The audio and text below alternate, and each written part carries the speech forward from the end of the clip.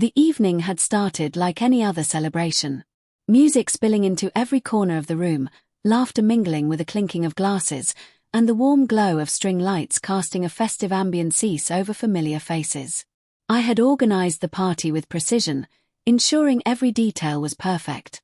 But beneath the surface, I could feel a subtle tension.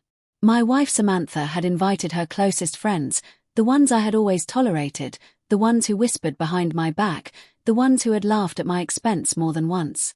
As the night wore on, I noticed it.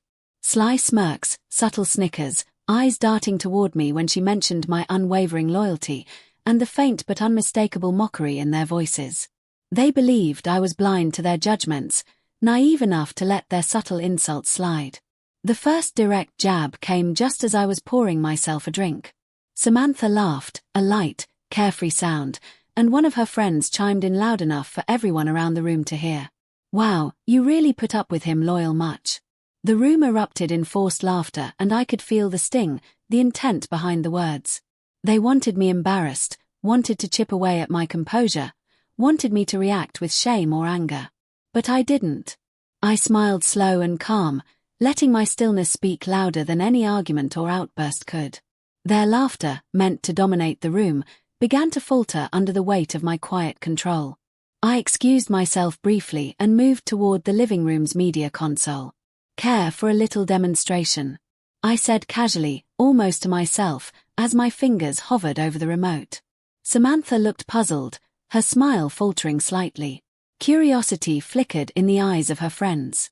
I turned on the screen and suddenly the room's laughter turned to sharp silence. The footage began to play. Videos, messages, and images they had assumed I would never see, never know. Each one revealing their true colors, their mockery, their whispered judgments. Every insult, every sneer, every manipulative whisper that had been shared behind closed doors was now displayed clearly and undeniably for everyone to witness. The effect was immediate. Faces that had been confident, brimming with mockery, shifted to shock, then to panic. Samantha's friends, once smug and carefree, suddenly realized the magnitude of their arrogance. They fumbled for words, tried to laugh it off, but the evidence on the screen left no room for denials, no space for excuses. The laughter that had filled the room moments ago evaporated instantly, replaced by an uncomfortable tension that gripped each person like a physical weight. For the first time that evening, the power dynamic shifted completely, and I stood in the eye of the storm, calm, composed, and utterly in control.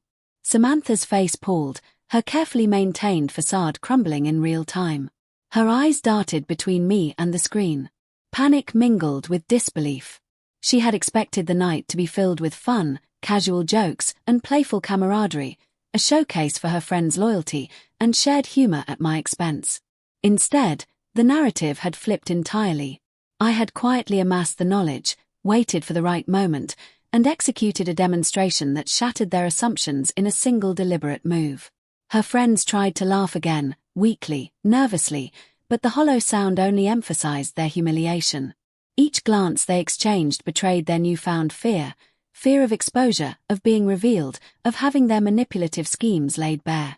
I remained calm, seated back with the same quiet authority that had guided me throughout the evening. My loyalty, which they had mocked, was now a shield and a weapon.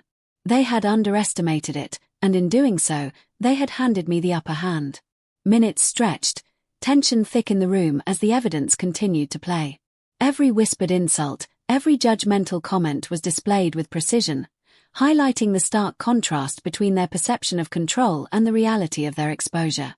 Samantha's friends shrank in their seats, realizing that loyalty is not a weakness, and that underestimating the man who remained steadfast can have consequences far more humiliating than they had imagined. Samantha's attempts to interject, to explain, to excuse her friend's behavior, fell flat. Her voice trembled, her words stumbled over one another, and for the first time, she was on the defensive. The confidence she had carried into the party evaporated like mist in sunlight. I didn't speak. I didn't need to. The silence, the calm, and the undeniable truth displayed on the screen did all the work.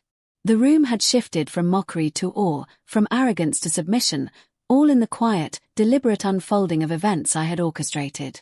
By the end of the night, the mood had completely transformed.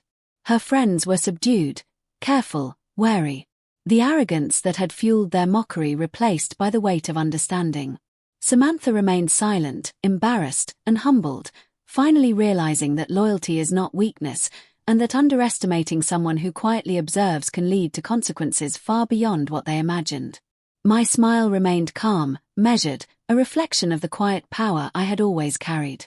Power that had turned mockery into a lesson they would never forget.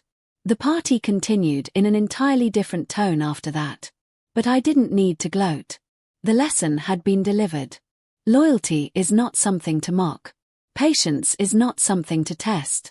And underestimating someone who remains calm and observant can be a catastrophic mistake. By the time the night ended, Samantha and her friends had learned exactly how dangerous quiet composure can be, and that some lessons are unforgettable, delivered not with anger, but with precision, control, and unwavering calm.